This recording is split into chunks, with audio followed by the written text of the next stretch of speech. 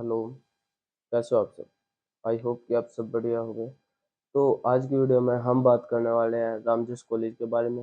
Ramjas college के बारे में हम जानेंगे एडमिशन प्रोसीजर के बारे में, फीस स्ट्रक्चर के बारे में, कोर्स के बारे में, स्कॉलरशिप के बारे में, स्ट्रक्चर के बारे में, एडमिनिस्ट्रेशन के बारे में और उसकी कैंटीन के बारे में। ठीक है, तो इस वीडियो में इतना ही जानेंगे। फिर इससे नेक्स्ट वीडियो है जो आपको ही मेरे यूट्यूब पे वीडियो मिल जाएगी। इसके साथ ही इवनिंग में आपको रामजस कॉलेज के हॉस्टल के बारे में वीडियो मिल जाएगी और आपको हिंदू कॉलेज के हॉस्टल के बारे में भी वीडियो कल कल या परसों को मिल ही जाएगी। जहाँ तक है आपको कल ही रामजस कॉलेज के हॉस्टल की वीडियो मिल जाएगी और आपको केएमसी के कॉलेज की वीडियो भी मिल जाएगी। तो चलो हम अपने टॉपिक की तरफ बढ़ते हैं। पहले वो ढूंढ लूँ कहाँ पर लिखा था, सारा कुछ डिटेल में लिखा हुआ है ना। सिर्फ एक मिनट दे रहा। अरे कुछ नहीं यार, तबीयत सी खराब है थोड़ा। चलो बात करते हैं यार। सबसे पहले हम एडमिशन के बाद बात करेंगे कि जो दिल्ली यूनिवर्सिटी के कॉलेज, आपको पता है दिल्ली यूनिवर्सिटी के अंदर बहुत सारे कॉलेज है। ठीक है, रामजस कॉलेज हो गया, हिंदू कॉलेज हो गया, केएमसी हो गया हंसराज हो गया, मिरांडा हाउस हो गया, बहुत सारे कॉलेज है, कोई एक कॉलेज नहीं है। तो स्पेशली आज रामजस के बारे में बात करेंगे। सबसे पहले एडमिशन लेना है हमें। एडमिशन लेना है तो किस में लेना है? वो हमें दिल्ली यूनिवर्सिटी के रामजस कॉलेज में एडमिशन लेना है। तो हम किस बेस पे होगा एडमिशन? सीयूटी एग्जाम होता है, सीयूटी के थ्रू आपका एंट्रेंस एंट्रेंस होगा, एंट्रेंस एग्जाम होगा, तब आपको जाके वहाँ पर एडमिशन मिलेगा। तो आपको सीयूटी में कितने मार्क्स की नीड है? आपको मतलब अपना एडमिशन सिक्योर करने के लिए मैं कि भाई मेरा एडमिशन फर्स्ट सेकंड या थर्ड लिस्ट तक मेरा एडमिशन कंफर्म हो जाए, तो how much marks I need to confirm my admission in Delhi university Ramjas college. तो आपको जरूरत है 700 प्लस मार्क्स की। स्पेशली 700 प्लस मार्क्स में इतने में हो जाता है एडमिशन। अगर कट ऑफ हाई जाती है वो उसका कुछ कह नहीं सकते, ये थोड़ा बहुत होता रहता है। नहीं तो आपका एडमिशन हो जाएगा 700 प्लस मार्क्स में, इतना हो जाता है। 700 मार्क्स से लेके 800 के बीच में अगर आपके मार्क्स हो तो उसमें आपका एडमिशन हो जाता है। फिर आ जाते हैं हम इसमें कोर्स के बारे में। तो रामजस कॉलेज में 20 टोटल है, कितने हैं? यूजी के लिए 25 कोर्स है शायद, आई थिंक, हाँ। 25 कोर्स है अराउंड। उसमें कौन कौन से कॉलेज है? एक तो बीएससी ऑनर्स हो गया, बीएससी होगी, नॉर्मल बीएससी होगी, बीए ऑनर्स हो गया, बीए प्रोग्राम हो गया बीकॉम ऑनर्स हो गया, बीकॉम नॉर्मल होगी होगी तो ये सब ऐसे है। तो सबसे पहले मैं आपको बता देता हूँ, एक चीज बता देता हूँ। दिल्ली यूनिवर्सिटी में जब आप एडमिशन लेते हो तो यहाँ पर एक डाउट रहता है कि ये प्रोग्राम का क्या मतलब आखिर? What is the difference between program and honours? Honours और इसमें क्या डिफरेंस होता है? जो सुनो, ऑनर्स और प्रोग्राम में ये डिफरेंस होता है, जैसे हम स्टेट यूनिवर्सिटी से है, हमारा कोई स्टेट है, हम जहाँ पर स्टेट यूनिवर्सिटी में रहते हैं, तो स्टेट यूनिवर्सिटी में होता क्या है, हम उसको, जैसे बीएससी है, बीएससी को कोई हमारे यहाँ हरियाणा में नॉन मेडिकल बोलते हैं। मुझे आपका स्टेट का, दूसरे स्टेट का पता नहीं, जहाँ तक है नॉर्मली यही बोलते हैं, नॉन मेडिकल। ठीक है, लेकिन अगर हम दूसरे क्या नाम है, वहाँ दिल्ली में क्या बोला जाता है, इस कोर्स को प्रोग्राम बोला जाता है। क्या बोला जाता है? प्रोग्राम। तो उसको नॉन मेडिकल से बदल के बीएससी प्रोग्राम हो गया। ये है बीएससी प्रोग्राम मीन्स। ठीक है, तो अब आ जाते हैं हम बीएससी ऑनर्स। बीएससी ऑनर्स क्या होता है? बीएससी ऑनर्स होता है, जैसे आपको बीएससी है, बीएससी प्रोग्राम है, उसमें आप क्या है, फिजिक्स केमिस्ट्री मैथ तीनों सब्जेक्ट पढ़ते हो। ठीक है, तीनों के बारे में नॉलेज रखते हो। लेकिन ऑनर्स में क्या हो जाता है, सिर्फ आप एक स्पेशल सब्जेक्ट के बारे में ही पढ़ोगे। ये नहीं है कि सिर्फ उसमें एक ही क्लासेस लगे, नहीं, उसके सब सब पॉइंट हो जाते हैं मैथ में, अलग अलग डिवाइड हो जाता है कि ये मैथ हो गया, ये मैथ हो गया, अलजेब्रा हो गया, लीनियर अलजेब्रा हो गया। तो आपको उनके बारे में मतलब सारा पढ़ना पड़ता है। वहां पर सिर्फ आपको क्या, मैथ के बारे में ही पढ़ना पड़ता है।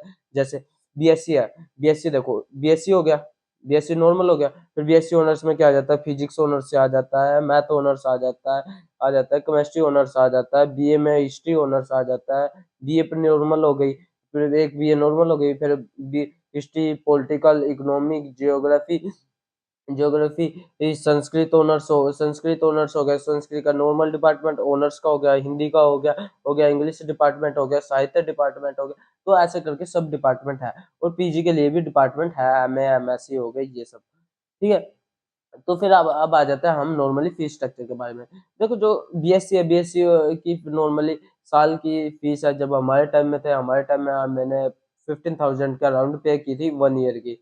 1 ईयर की फीस पे की गई थी, लेकिन आपकी फीस होगी अराउंड अब होगी 17 से 18 हजार, 16 से 18 हजार के बीच में आपकी फीस होगी।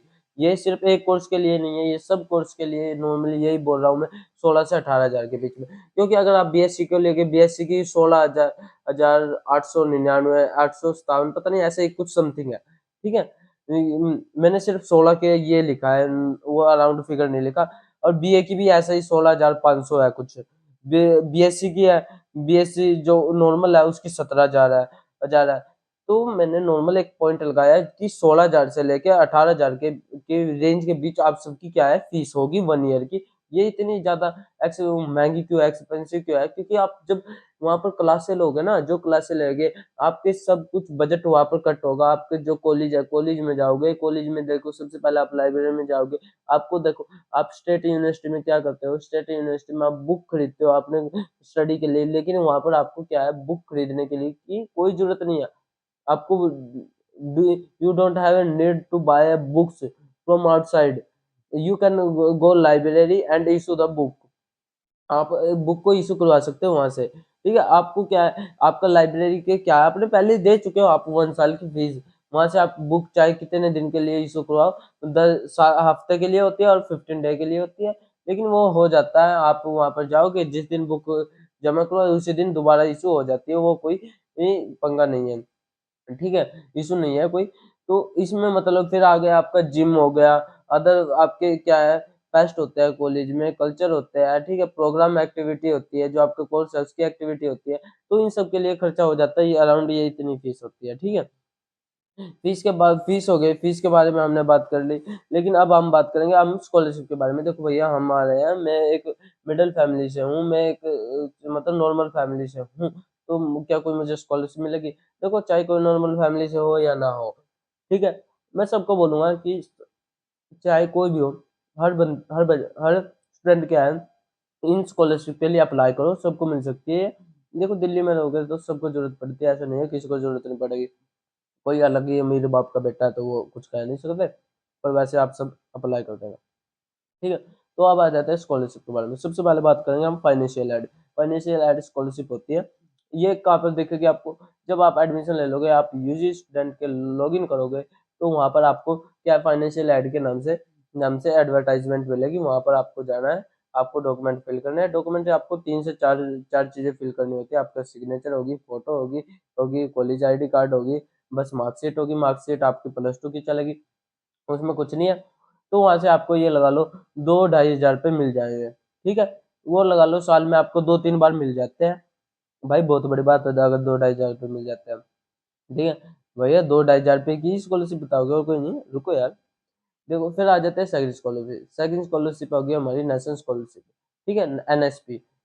इसके में आपको मिलते हैं साल में 15 हजार रुपये। आपको कितने मिल जाते हैं इसमें साल में? 15 हजार रुपये मिल जाते हैं साल में। तो आपको इसके लिए अप्लाई करना है। भैया ये स्कॉलरशिप निकलेगी कब? जब आप एडमिशन ले लोगे, एडमिशन लोगे तो मैं आपको बता दूंगा। आप मेरे चैनल को फॉलो करो, लाइक करो, शेयर करो, वीडियो को लाइक करो, चैनल को सब्सक्राइब करो, और ये वीडियो अपने दोस्तों के साथ जरूर भी शेयर करना। बैक टू टॉपिक, ठीक है। तो ये होगी, ये लगा लो, मैं एक अराउंड बता देता हूँ, सितंबर या अगस्त में क्या है स्कॉलरशिप निकलेगी, आप इसके लिए अप्लाई कर सकते हो, ठीक है। फिर आ जाते हैं हम, नेक्स्ट है सबसे मेन मेन स्कॉलरशिप है, जो एनएसपी स्कॉलरशिप है, वो उसमें आपको 3 साल में क्या है 50,000 रुपये मिलेंगे, ठीक है। अब आ जाए ये जो थर्ड स्कॉलरशिप है ना, सबसे इम्पोर्टेंट स्कॉलरशिप है। ये कौन सी है? Inspire scholarship. इंस्पायर स्कॉलरशिप के लिए मैं सबसे पहले आपको क्वालिफिकेशन बता देता हूँ क्या है। क्या है इसको देखो, हर बच्चा अप्लाई नहीं कर सकता, स्टूडेंट अप्लाई नहीं कर सकता, मैं सॉरी फॉर दैट, ठीक है। जो इंस्पायर स्कॉलरशिप है, इंस्पायर स्कॉलरशिप में होता क्या है आपका ये जो स्टेट है ना, स्टेट आपकी एक यूनिवर्सिटी यूनिवर्सिटी बोल रहा हूँ, एक लिस्ट जारी करती है, ठीक है। उस लिस्ट में अगर आपका नाम है तो आप इसके लिए अप्लाई कर सकते हो। सबसे पहले ये है, क्योंकि जो स्टेट के टॉप स्टूडेंट होते हैं ना, वही इस स्कॉलरशिप के लिए अप्लाई कर सकते हैं, क्योंकि वहां पर नाम होता है। तो उसके लिए उसकी लिस्ट के नाम की जरूरत पड़ती है, वहां पर लिस्ट की जरूरत पड़ती है अप्लाई करने के लिए। इसमें आपको स्कॉलरशिप है, कम से कम एक साल में 80,000 रुपये मिलते हैं, और 3 साल में आप लगा लो 2.5 लाख रुपए आपको मिलते हैं इस स्कॉलरशिप के अंदर, ठीक है। जिसके ये लगा लो 85 से ऊपर मार्क्स है या 80 से ऊपर है, तो आप चेक कर सकते हो अपने लिस्ट में। अगर जिसके 90 से ऊपर है तो भाई बेफिक्र होके जाके लिस्ट में नाम चेक करो, आपका नाम मिल जाएगा, वो कोई टेंशन नहीं है। लेकिन 85 या 80 वाले एक बार चेक कर लेना, मिल जाता है, ऐसा कुछ नहीं है। कई बार 80 वाले 80 से अबव वाले लिस्ट को भी रखते हैं, ठीक है। तो ये है हमारी 3 स्कॉलरशिप, आप इनके लिए क्या है अप्लाई कर सकते हो। फिर आ जाता है हम इंफ्रास्ट्रक्चर। इंफ्रास्ट्रक्चर देखो मैं बताऊं, अपना जो रामजिस कॉलेज है, रामजिस कॉलेज है ना, मेन सेंटर में है। जो आसपास के जितने भी कॉलेज है ना, हमारा कॉलेज बिल्कुल सेंटर में है, ठीक है। सेंटर ऑफ अट्रैक्शन है बिल्कुल रामजिस कॉलेज। लव यू रामजिस कॉलेज, ठीक है, क्योंकि मैं भी रामजिस कॉलेज से हूँ ना, तो लव यू तो बोलूँगा। तो क्या है, कम से कम ये लगा लो, अगर मैं सीधा बोलूँ बीके बोलूंगा तो समझ में नहीं है। मैं ये लगा लो कितने, 4 5 6 5 6 जो किले होते हैं ना, किले तो समझ गए होंगे, खेत, उनके में लगा लो। इतना बड़ा है, काफी बड़ा है कॉलेज, ठीक है। ये नहीं है छोटा है, तो आप थक जाओगे एक बार तो घूमते घूमते कॉलेज में। कॉलेज बड़ा है भाई, कॉलेज में एसी लग चुके हैं, तो सब अच्छी फैसिलिटी हो चुकी है। लाइब्रेरी है, लाइब्रेरी में भी एसी लग चुके हैं, एसी लगे हुए हैं, पंखे लगे हुए हैं, मेज भी अच्छी है, कुर्सी भी अच्छी आ गई है अब तो, ठीक है। नई सब कुछ नया आया अब तो। क्या है, ऊपर का रिनोवेशन भी हो गया, सारा कुछ हो गया। साइड में सीढ़ी भी बन गया। फिर स्पोर्ट फैसिलिटी बता देता हूँ भाई, स्पोर्ट फैसिलिटी एक नंबर की है हमारे कॉलेज में। रामजोस कॉलेज से और कोई नहीं खेलता, हमारे टाइम में तो खेलते थे भाई, तुम्हारे अब तुमका पता नहीं, क्योंकि अब मैं पीछे गया था, कोई खेल ही नहीं रहा था वहाँ। जबकि हमारे टाइम पे है ना, इतनी जितने अब धूप है ना, इतनी धूप को तो देखते भी नहीं, जून में दोपहर को खेलते थे हमारी क्लास के कुछ ऐसे थे, महाबुद्धिजीवी है वो, ठीक है। तो आपको स्कूल कॉलेज में क्या क्या, cricket, volleyball, basketball, badminton, table tennis, football, मतलब आपको सारे गेम देखने को मिल जाएगा, ठीक है। आप किसी भी गेम में जा सकते हो, ऐसा कुछ नहीं है। आर्चरी भी आपको वहां पर मिलेगी, जो स्पोर्ट कोटा से आता है वो उनमें एडमिशन ले सकते हैं, ऐसा कुछ नहीं, ठीक है। फिर आ जाते हैं जिम। देखो आपके लिए जिम भी ओपन है, गर्ल्स और बॉयज दोनों के लिए क्या है, जिम ओपन रहती है मंडे टू सैटरडे। क्या है, दोनों के लिए जिम रहती है और बिल्कुल फ्री है, आपको कोई चार्ज पे नहीं करना। आपके आपके पर्सन आपको ट्रेनर भी मिलता है वहां पर, आपका ट्रेनर होता है जिम में, आप उनसे पूछ सकते हो, वो आपको गाइड करते हैं, ठीक है। और जिम में भाई, जिम अच्छी है, जिम में मैं खुद जाता था वहां पर जिम, तो भाई जिम अच्छी है, मैं वो ये पूरा बोल रहा हूँ, ठीक है। जिम अच्छी है, आपको ये लगा लो डाइट के बारे में भी बताया जाएगा, और क्या है, क्या स्पीकर भी है भाई, आप गाना बजा के जिम कर सकते हो, ठीक है। हमने पूरे बजा के किया है उस टाइम, हमने सारे डांडा नोली वाले हो गए, लव वाले सॉन्ग हो गए, दिल टूटे, आशिक टूटे, सब गाने बजाए थे वहां पर, ठीक है। फिर आ जाता है भाई क्या नाम है, और सारा कुछ रिनोवेशन। फिर आ गया भाई कैंटीन। देखो यार कैंटीन के बारे में, कैंटीन का खाना ठीक है, अब हाँ खाना भी ठीक है। कैंटीन का देखो महंगी तो है सब कुछ, लेकिन रामजस जितनी रामजस कॉलेज की कैंटीन सस्ती है ना, इतनी और कॉलेज की इसकी है नहीं, ठीक है। अब रेट बढ़ गए हो तो कुछ कह नहीं सकते, लेकिन अभी कहाँ से बढ़े होंगे, मैं भी खुद गया था, मतलब हाँ ठीक है, इतना महंगा नहीं है। आप ये दूसरे कॉलेज के अराउंड ये कह सकते हो हाँ कि ये ठीक है भाई। आपको 10 की चाय 10 में मिलेगी, आपको 14 रुपए में नहीं मिलेगी और 15 रुपए में नहीं मिलेगी। जैसे हिंदू कॉलेज में होता है, इतना सा कप होता है, ठीक है। वहां पर होता है भाई, चाय पीने गए कि 10 मगर मैंने बोला, मगर चाय कर दो भैया, ये उन्होंने इतना सा कप उठा के दिया और बोला 50 रुपीज, 50 रुपीज। मैं बोला ये चाय है भाई, वो ताता पानी था बिल्कुल, सच बताओ। मैं वापिस है ना उसको कैंटीन वाले को दे के आया था, मैं कहा भाई ये चाय है या और कुछ, आपको आपने गर्म पानी करके मुझे दे दिया है, ये काम था उस टाइम। भाई मैं इन कॉलेज वालों की बुराई नहीं कर रहा, बस मेरे साथ जो एक्सपीरियंस हुआ है मैं वही बता रहा हूँ, और कुछ नहीं। तो यही था भाई रामजस कॉलेज के बारे में।